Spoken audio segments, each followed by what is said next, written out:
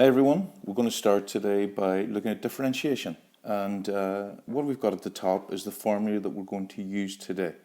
Now, what does this formula say? It says d dx, this term, which means differentiate with respect to x to the power of n, which is any power of x, we get n times x to the n minus 1. So that means that the power of x goes in front of the x and we reduce that power by 1. So let's look at some examples. If we start with differentiate with respect to x squared. Now, the power of x here is 2.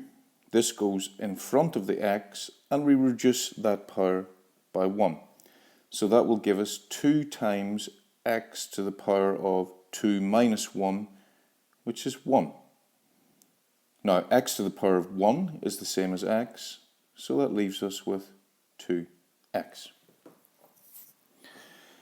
If we look at a second example, differentiate with respect to x to the power of 5.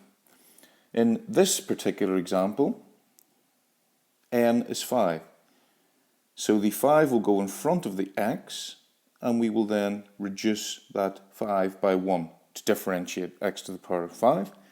So that will give us 5 times x to the power of 5 minus 1, which is 4. So that's our final answer, 5x to the power of 4. I'm now going to look at what happens if we differentiate x. Now, x on its own is the same as x to the power of 1. So, in this example, n is given by the number 1.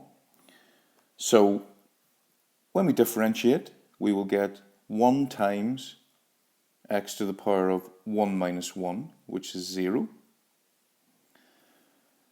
Now, what we must realize here is that anything to the power of 0 is 1.